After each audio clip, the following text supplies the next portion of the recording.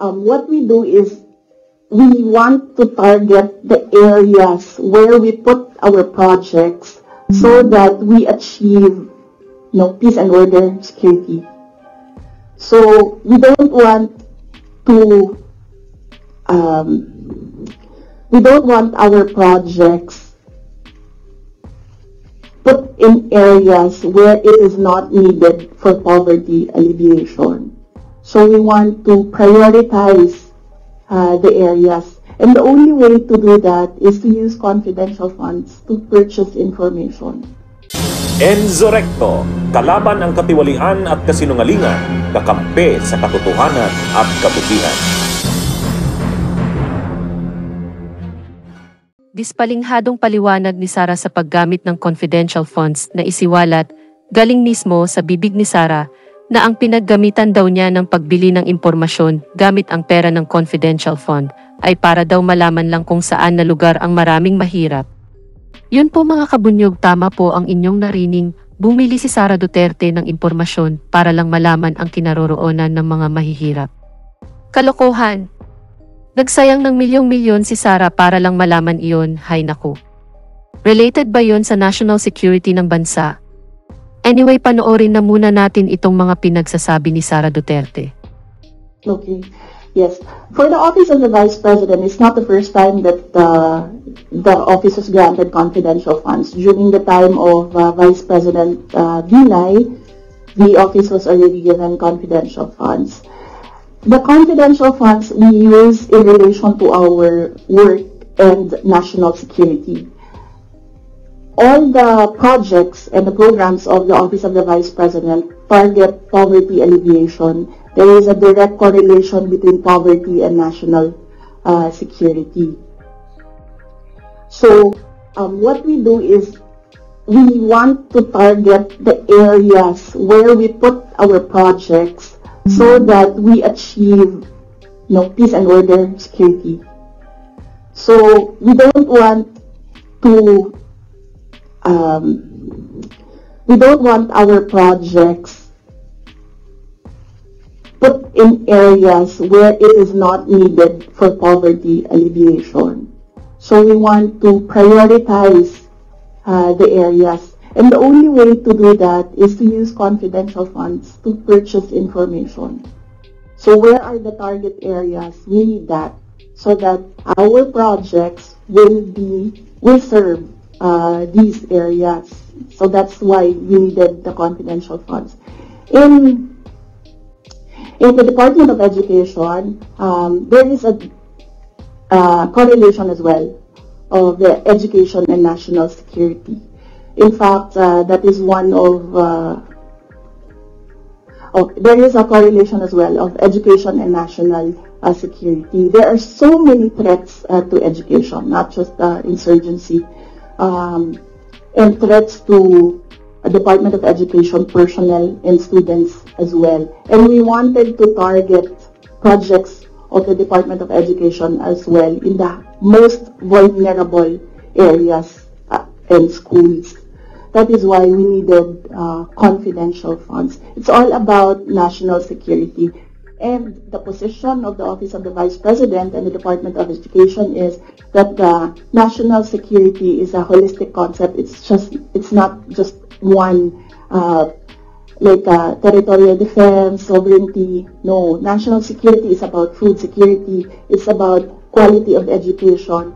It's about poverty alleviation and everything else that we need to do as a country to get us out of this poverty rut.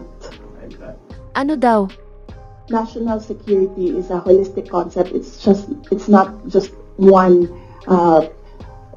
territorial defense, sovereignty. No, national security is about food security. It's about quality of education. It's about poverty alleviation and everything else that we need to do as a country. Ano ba ang pinagsasabi nitong babaeng ito?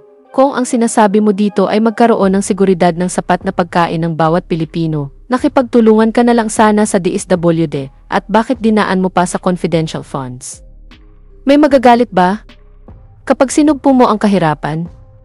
Kaya ginawa mo ang pagtulong ng pasikreto. Hindi ko magets ang pinupunto mo, I guess hindi na dapat gamitin ang confidential funds. Dahil hindi na dapat maging sekreto ang pagtulong lalo na ito ay makakatulong sa pagbangon ng pangalan mo, di ba? Anyway ito Sara. Ano ba talaga ang tunay na gamit ng confidential funds? Ito Sara, panoorin mo ito.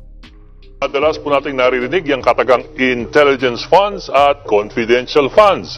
Parang mga mahiwagang pondo na hindi natin malaman kung paano ginagamit at kung nagamit nga ng tama. Ang totoong pangalan po nito ay Confidential Intelligence and Extraordinary Funds o CIF. Ito po yung pera na ginagamit ng gobyerno para sa mga sikretong gastusin. At dahil sikreto nga, napakaluwag ng liquidation at auditing rules and procedures. Sa madaling salita, hindi na po nababantayan na maigi ng Commission on Audit ang paggastos ng Intel and confidential funds na ito. Sa Government Accounting Manual ng COA, nakasaad kung saan lang pwedeng gamitin ang mga pondong ito. Ang confidential funds, pambayad lang dapat sa surveillance activities ng civilian government agencies. Ang intelligence funds ay para naman sa intelligence gathering ng pulisya at ng militar. Ang extraordinary expenses naman para sa incidental expenses na bahagi pa rin ng official functions. Mga meetings, mga conferences, at ito po, pati ang public relations. Sa Joint Circular 2015-01 na pinirma ng COA, DBM, DILG at ng DND, mas detalyado pa ang patakaran sa paggamit ng perang ito.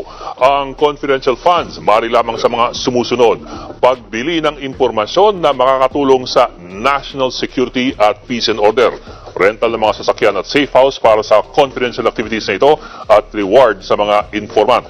Ang intelligence funds naman para sa intelligence and counterintelligence activities with direct impact on national security, mga special projects and case operations for internal security operations at peace and order activities. Sa madaling salita, ang intelligence and confidential expenses ay mga gastusin na may kinalaman dapat sa national security at peace and order lamang.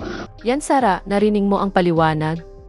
Na kung saan dapat gamit ang confidential funds, na dapat gamitin ito for national security purpose only, halimbawa sa trabaho ng ating kasundaluhan at kapulisan. Kailangan nilang magbayad sa impormanti para malaman kung saan nagtatago ang isang kriminal, or para malaman kung may bantaban ng espiya ang ating bansa. Iyon ang tamang paggamit ng confidential funds. At itong pagtulong at pagsugpo sa kahirapan ay hindi isang national security concern, di ba? Mabuti kung ang ating bansa ay hawak ng ibang dayuhan, yan pwede pa yan makalusot yan paliwanag mo. Na dapat maging lihim ang pagtulong para hindi malaman ng sumasakop nito. Pero malaya tayong bansa at walang nagbabawal tumulong sa ating mamamayan. Bakit kailangan mo pa ng confidential funds para tumulong sa mga mahihirap? Dito sa iyong paliwanag halatang dispalinghado at wala sa hulog ang mga pinagsasabi mo. Malinaw dito na gumawa siya ng mga alibay at gawa-gawang pangyayari para depensahan ang kanyang mga ginawang pagnanakaw sa kaban ng bayan. Bakit ko po ito nasabi? Halimbawa na lang yung halos 400 na pirma, ang kinumpirma ng Philippines Statistic Authority na hindi totoong tao, na nag-claim ng pera galing sa confidential funds. Ibig sabihin nito, inimbento ni Sara ang mga taong ito para makakurakot lang ng pera. So sino nag-claim ng pera kung hindi pala mga totoong tao ang mga ito? Kanino pa? Kundi kina Sara. Anyway dito sa isa pang tanong kay Sara, hingil dito sa mga peking pirma, ang tanging sinagot lang niya ay no comment. Ito po mga kabunyog, panoorin po natin ito. Names, nag-cite on acknowledgement receipts. Again, on the issue of the confidential funds, wala daw pong records at the DSA. Ma'am, you can offer an explanation because we know that this is a legal proceeding, pero pinag-uusapan po siya ngayon, ma'am, sa bahay ng bawat Pilipino. Kaya explanation if this is above board or bakit wala silang birth certificate na. No, I will not explain. I will not give an explanation because it will entail that I explain intelligence operations which will compromise officers who do intelligence operations. It will really compromise how they work. So no explanation will be given to the members of the House of Representatives. Yan mga kabunyog, wala siyang explanation sa mga nakapirmang hindi totoong tao. Dahil na naman daw sa seguridad ng mga impormante. Ang tanong, kung totoo ang mga taong ito. Ang kaso wala, hindi naman sila mga totoo. Wala ka ng kawala Sara, booking na booking ka na. Aminin mo na lang kung saan mo talaga ginastos ang milyong-milyong pera ng confidential funds, di ba? Bunyog, bunyog, halikan na kasama ka. Bunyog, kapag buklod ay may pag-asa.